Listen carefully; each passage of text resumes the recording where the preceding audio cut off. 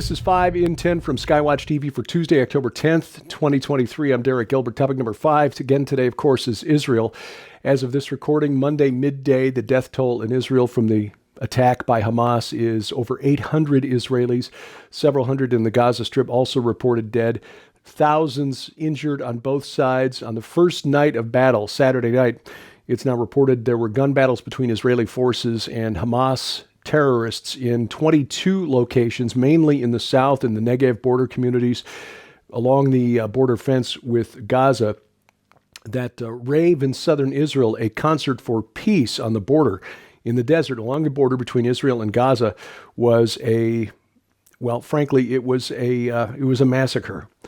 As of this recording now, it's been confirmed that over 260 dead young men and women have been found at the site of that concert where Hamas terrorists paraglided. They paraglided into the area. There have been some videos that have been posted to the web showing people dancing, partying, having a good time, and then panning up to see these dots in the sky gradually growing larger. It's like a scene from a horror film or an action film. No good ending here. A number of people kidnapped, abducted, and taken back into Gaza from this rave.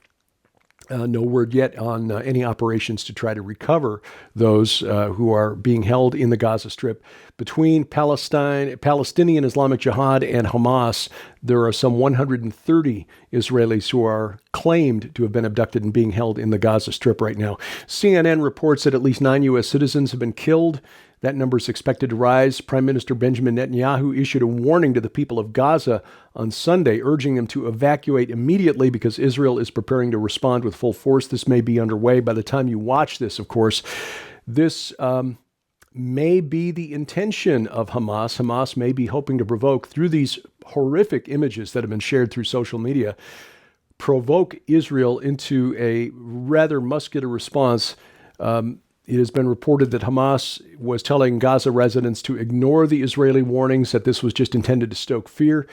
The outcome likely to be citizens in the way of the Israeli counterattack, which again may be the Hamas intention to turn world opinion against Israel. And frankly, that won't take a whole lot. Topic number 4, Iran. Wall Street Journal reported Monday that Iranian security officials, or Sunday evening, I should say, that Iranian security officials helped the Palestine terror group Hamas plan the Saturday sneak attack on Israel and gave the final approval for the attack at a meeting in Beirut, Lebanon on Monday. According to Wall Street Journal, officers from Iran's Islamic Revolutionary Guard Corps, the IRGC, have been working with Hamas since August to plan the attack, which sent thousands of rockets and hundreds of gunmen across the border into Israel. Iranian officers, as well as representatives from other Iran-backed militant groups, including Hezbollah, refined the tactical and strategic plans for this attack during several meetings in Beirut. The Wall Street Journal cited senior members of both terrorist organizations.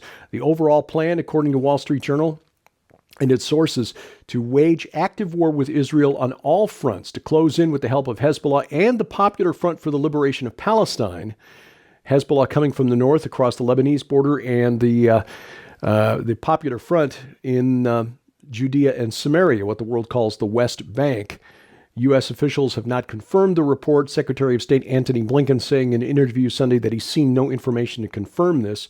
Now, the Saudi Post reporting from Riyadh on Monday that the Saudi kingdom has ended all negotiations with Israel over normalization of relations. In that case, because normal relations or normalized relations between Israel and the Saudi kingdom was a threat to both Iran and Hamas.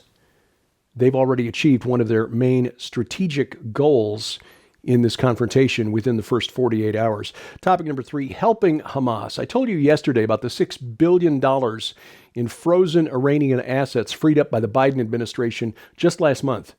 The official date for the release of the funds, September 11th, adding salt into a wound. This, along with the 5 Iranians held in custody here in the United States, being traded to Iran for 5 American hostages. So that sets the rate of exchange. American hostages apparently worth about $1.2 billion apiece. No incentive for the Iranians to continue abducting Americans there, huh?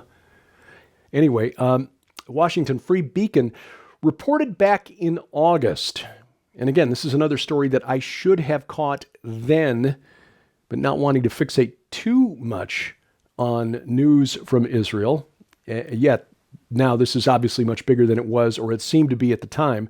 The Washington Free Beacon reported 2 months ago, in August, that the Biden administration had pushed through plans to distribute hundreds of millions of dollars in U.S. taxpayer money to the Palestinians, despite internal warnings that the plans could give a boost to Hamas. This is according to internal documents obtained through a Freedom of Information Act request by the Washington Free Beacon. State Department officials back in 2021 outlined their concerns in private communications internally, asking the Treasury Department to exempt the State Department from laws that bar the United States government from sending taxpayer money into areas controlled by Palestinian terror groups like Hamas, which controls the Gaza Strip. The Biden administration needed this authorization to move forward with its plan to free up $360 million in U.S. funds that were cut off during the Trump administration because of the Palestinian Authority's support for terrorists. Quote, "We assess there is a high risk Hamas could potentially derive indirect unintentional benefit from U.S. assistance to Gaza. There is less, but still some risk U.S. assistance would benefit other designated groups," end quote, groups like Palestinian Islamic Jihad. This was a note, by the way, written from the State Department in a draft sanctions exemption request to the Treasury Department in March of 2021. In other words, just weeks after the Biden administration came into power, weeks after the inauguration of Joe Biden, they were freeing up hundreds of millions of dollars in U.S. taxpayer money that directly or indirectly benefited Hamas, despite warnings from the State Department, because they wrote, quote, "Notwithstanding this risk, State believes it is in our national security interest to provide assistance in the West Bank and Gaza to support the foreign policy objectives," end quote. What foreign policy objectives were served exactly? Oh yeah, on Friday, it was reported over the weekend that on Friday, U.S. Secretary of State Antony Blinken approved the release of another $75 million in food assistance for Palestinians just hours before the funds were sent to be redistributed elsewhere. This came after months of pressure from Democratic lawmakers and civil society groups. Republicans have been standing in the way of the food assistance, saying, look, that just frees up money that Hamas is going to spend on rockets and weapons. Either the Biden administration is stupid or it is criminally negligent, or worst case scenario, it is complicit in what's happened in Israel since Saturday morning. Topic number 2, calls for war.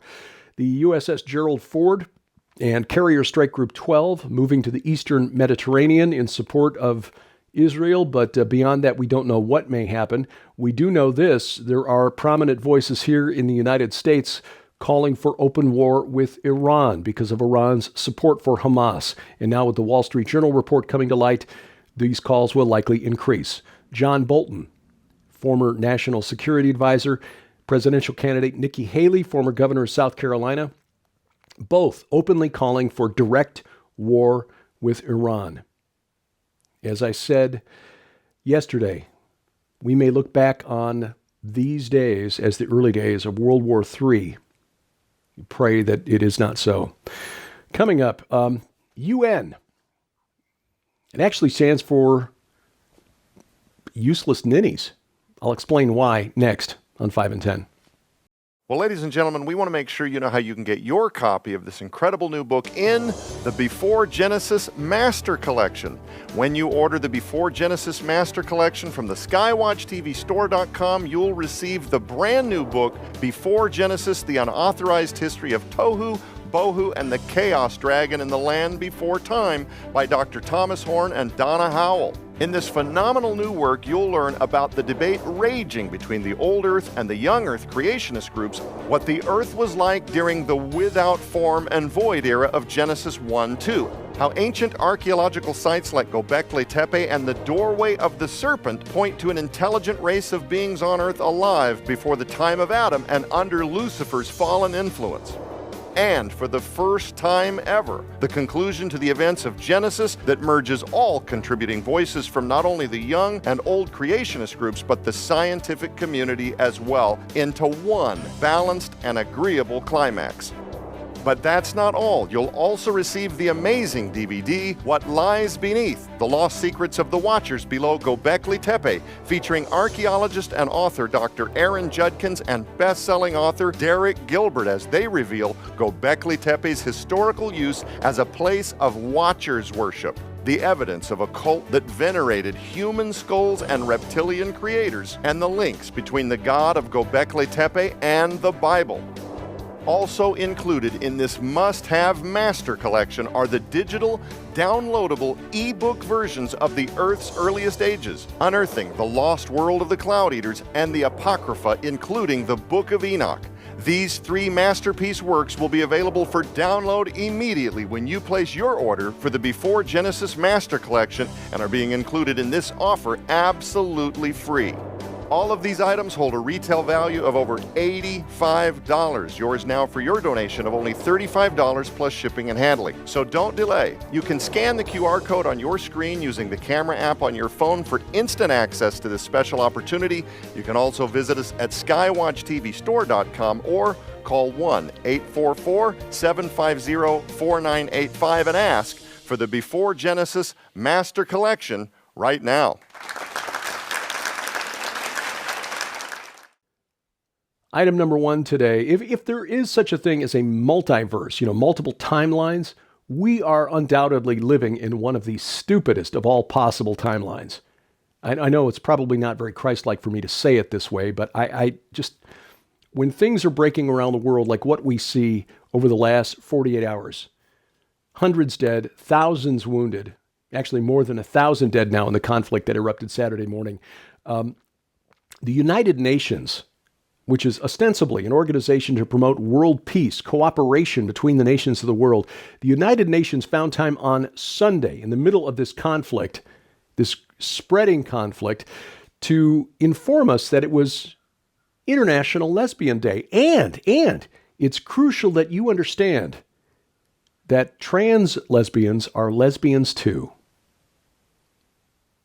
Now wait, what that means is that a dude who says he's a woman but is still attracted to women that's what we used to in the old days call a transvestite. I guess the advantage of calling yourself a trans lesbian. So no, I identify as a woman. I should be allowed into all the spaces normally reserved for women to, keep them separate and safe from men. This is how the United Nations was spending its time over the weekend. Donald Trump really should have kicked the UN out of New York City. Skywatch TV, we truly appreciate your support because without it, we can do nothing. And again, our main mission is the support of the work at Whispering Ponies Ranch. More information about the ranch online at whisperingponiesranch.com. For your support during the month of October, your gift of any amount, if you're in the U.S. or Canada, we'll send you a copy of Donna Howell's wonderful novel, Ebenezer. Picks up the story of Scrooge from Christmas Day forward. How was his life changed? We'll send that to you if you're in the U.S. or Canada for your gift of any amount.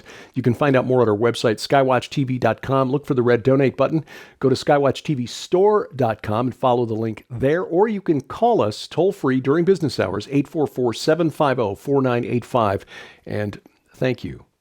This week on Skywatch TV, we continue our 6-week special investigative report on what happened before Genesis. The forthcoming book from Donna Howell really tackles a topic that can get passions really heated amongst Christians. Was there something before the creation of Adam and Eve, before the world was created, before God said, "Let there be light"? In other words, between Genesis 1:1 and 1:2. Not necessarily the gap theory, but is the earth old or young? Don't miss these programs. This really makes you think. You'll find our broadcast schedule at skywatchtv.com/channels. But if you're connected to the internet, and I assume you are because you're watching this, you can watch it right now at skywatchtv.com. All of our video content is always at our website. It's also at our Roku and Apple TV channels. If you've got a set-top box, add the Skywatch TV channel there. You can also see it at the YouTube channel for the main Skywatch TV program. That's Skywatch TV Now, our Rumble channel, rumble.com/Skywatch TV, or better yet, guarantee we never get canceled by downloading the free Skywatch TV app to your smartphone or tablet. That gets you all of our video content, important news updates 3 times a week, an audio Bible with multiple translations, a calendar of upcoming events, and more right in the palm of your hand, whether it's iOS, Android, or Amazon Kindle Fire phone or tablet. We have an app for that. And we got links to their app stores at skywatchtv.com. You'll find the link in the top menu bar at the website. Thank you for watching as we keep watch and pray for the peace of Jerusalem. I'm Derek Gilbert. This is 5 and 10 from Skywatch TV.